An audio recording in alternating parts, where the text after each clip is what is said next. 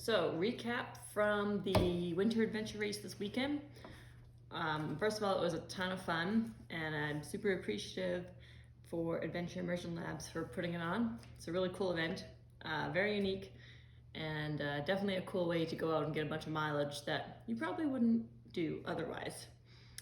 So just a quick summary of what the race was. So it was basically an orienteering event in the winter. So typically these events involve running or hiking, biking, kayaking, rappelling, those type of activities. But for this one, you had the option to do cross-country skiing or snowshoeing. So you had a maximum of 4 hours to get as many checkpoints as you could. And if you were getting ski checkpoints, you had to stay on skis, snowshoe checkpoints, stay on snowshoes. There was no cutting trail or anything like that, so you had to stay on designated routes. Once you arrived at the race site, you had 1 hour after you got your maps to plot out your routes, figure out where you wanted to go, what your strategy was going to be, and how to maximize your time. So each section actually had, you got this when you got there. So it told you what each checkpoint was worth in terms of points. So some were worth 5, some were worth 10, and some were worth 15. Obviously the ones that are worth 15 are usually farther, more elevation, so they're just harder to get. So it's choosing whether you want to commit to those further value points, or if you want to maximize the ones that are closer and try and get more of those. So there's a lot of strategy involved. It's really cool because you choose your adventure. So you decide where you're going to go, when you're going to go there, how you're going to split it up, if you want to split it up at all. So it's a really unique format.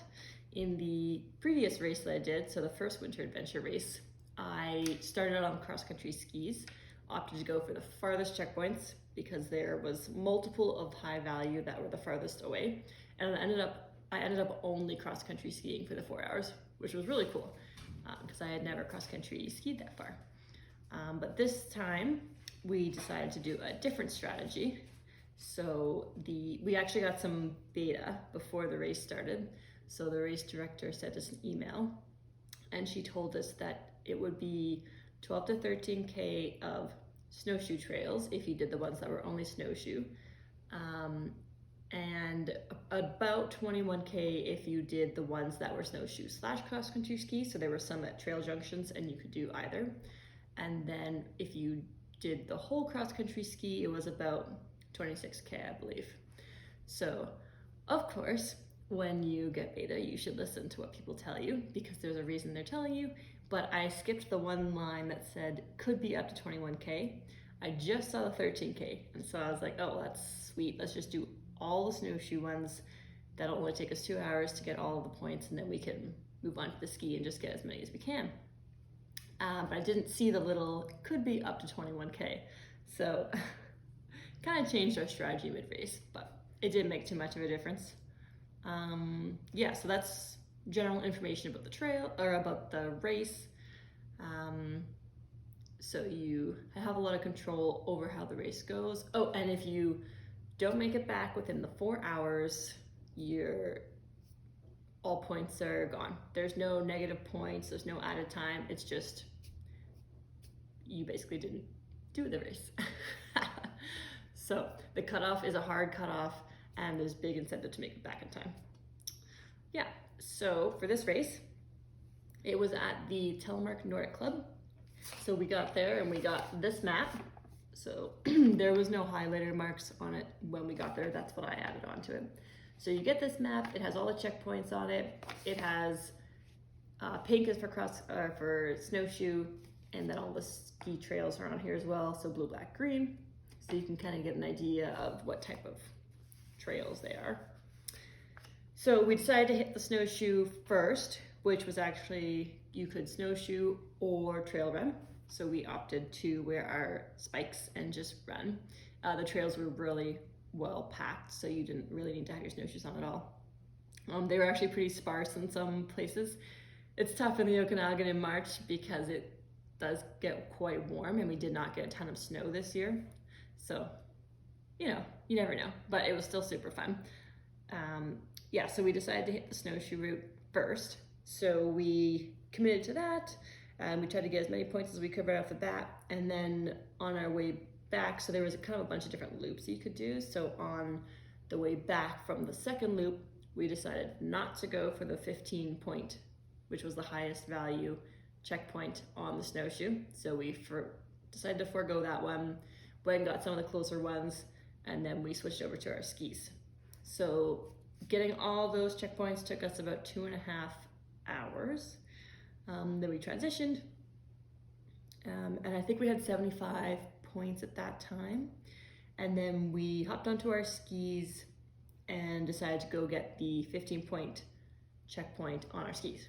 So we're skiing along, trying to figure out the trails. It's kind of confusing right by the lodge just because there's so many trails right there. So you try and get your bearings and make sure you don't start heading down the wrong trail.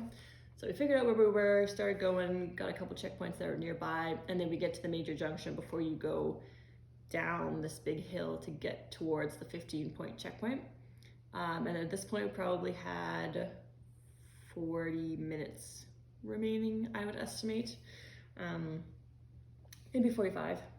And then when we got there, we saw that there was a one-way trail sign, and what I initially thought was that we would just be able to jump down, grab the checkpoint, and come back up. But you actually had to jump down, go all the way around, and back up, which made the checkpoint probably 3 times as far, which made sense because it was 15 points, and now everything comes together. And the race director actually told us that there was one-way trails when she handed us our map. But, you know, race brain, you don't really listen to anything that's going on race morning. So didn't really think about that until we got to the junction. And by that point, we decided it was way too far to go get that checkpoint. We wouldn't make it in time. So then we were gonna go back the way we just came. But then that was also a one-way trail. So then, yeah, we were kind of turned around here. So then we managed to kind of make our way back, go get a couple closer checkpoints, and then make our way back to the finish line. So we finished with about 5 minutes to spare. So we definitely timed it correctly. It was unfortunate we weren't able to get that higher value checkpoint, but I'm not even sure if we would have made it back in time if we had gone for it. So it was a good choice not to go for it, to make it back in time. Yeah, so we didn't get quite as many points as we were hoping, but we moved pretty steady the whole time, and we didn't make any route finding errors, which is very important. Yeah, so I think the big thing was that if we would change our strategy now, we would have gone for the 15 pointers earlier in the race. So we would have gone for the 15 pointers on the snowshoe and on the ski earlier, and then tried to get the closer checkpoints later in the race, because then it's easy to get back to the finish line quickly. So, you know, hindsight is everything. But all in all, super fun event. I find that these events are cool because you go way farther than you normally would doing that activity, because you're so focused on each individual checkpoint. It really breaks up the activity that you're doing. So like when he doesn't really enjoy just running for hours on end, but because we were searching for checkpoints, and every few minutes or every 15-20 minutes you get a little bit of a reward, so it definitely breaks it up really well. It's kind of like obstacle course racing, where you run a little bit and then you get to play on an obstacle, and then you run a bit and then you get to play on an obstacle. So it was really cool in that sense. We actually ended up running quite far. I've got some numbers here. We ran 14K, we did 500 meters of vertical elevation. So that was pretty decent. And then we only skied 7K, time management. Yeah, so it was definitely a good training day. Fueling was good. So I stuck to my, if you saw the previous video, I stuck to my scratch and maple syrup and gels. And then I also did my 200 cal butternut squash sweet potato puree at the 2-hour mark. That worked well. It was way easier to fuel on the snowshoe/run portion, because you're not messing with your gear as much. The cross-country ski portion I found is really hard to manage things like the map and your food, because you've got these poles that you're dealing with. Yeah, it would almost be easier without poles, but then it would be really hard to ski without your poles. So yeah, kind of tricky on the ski, but we made it work. Other stuff I wanted to touch on. So yeah, that's kind of the event in a nutshell.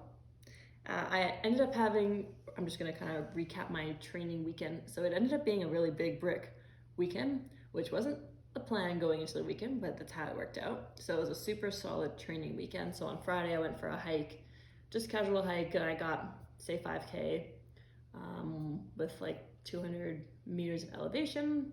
And then on Saturday I went and did a long run with my mom, and we did about 13.5K, and we got, I think, 450 meters of elevation, something like that.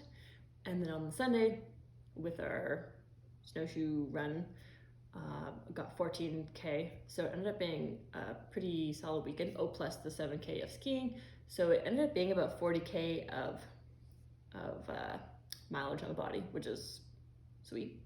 I'm trying to do minimal dosage training for these ultras that I'm doing this year. But sometimes, you know, things go well and you can have a nice solid brick weekend. I'm definitely feeling fatigued today, so it's been pretty low-key. Big recovery day, just trying to eat a lot, lounge around, maybe do some movement, but no workout or anything like that, nothing, no intensity. Yeah, and the next event that I have coming up is at the start of April, and it is the Pace Series Virtually Hurt. So it's gonna be a super cool format. It's this basically a 3-peak time trial day. So I'll tell you more about it in the next video, but I think it's gonna be really interesting. But anyways, back to this race. So it was a super cool event. The orienteering portion is really fun. This was very basic orienteering, I would say, because he had the map with all the trails on it, and there were maps at some of the trail junctions. So you can kind of like line up the maps to see if you're on the right track. So you didn't need any compass skill or anything like that. But it's really nice because it's so accessible and manageable to people who aren't really into orienteering but want to have a fun day out. So super cool. Thanks to Natalie for putting it on, and I hope she does some more events like this next winter, because it's really fun to have activities in the winter, because there's always things going on in the summer. You know, it's always running and biking, and there's just so many activities, but it's good to have stuff that you can do in the winter as well. So yeah, and oh, the only other gear thing I want to touch on was, so I tried out this map pouch, which I talked about in the last video. So I hooked it up to my running vest, and it just hung like this, and I have my map in here, and it worked super well. Yeah, I felt kind of nerdy wearing it, but it worked really well. So, I mean, function over fashion. Yeah, I could super easily just pop this down. I didn't have to take my gloves off at all. I didn't have to unfold the map and reorient myself to where I was. I would just rotate my body, angle myself in the position, in the direction that I was going to get my bearings. It worked super well, and I had a pocket in here that we just kept the checkpoint papers in, and it just clipped right to my running pack. So this clipped up here, and then this I just wrapped around the straps. Yeah, it works super well. So yeah, definitely a good thing to have if you need to carry a map or something with you. Yeah, so that's all I got. Stay tuned for the race recap video, and I'll show all the highlights of the day. Didn't catch too many of the lowlights, but maybe I'll touch on them in the commentary. So thanks for watching. See you guys next time.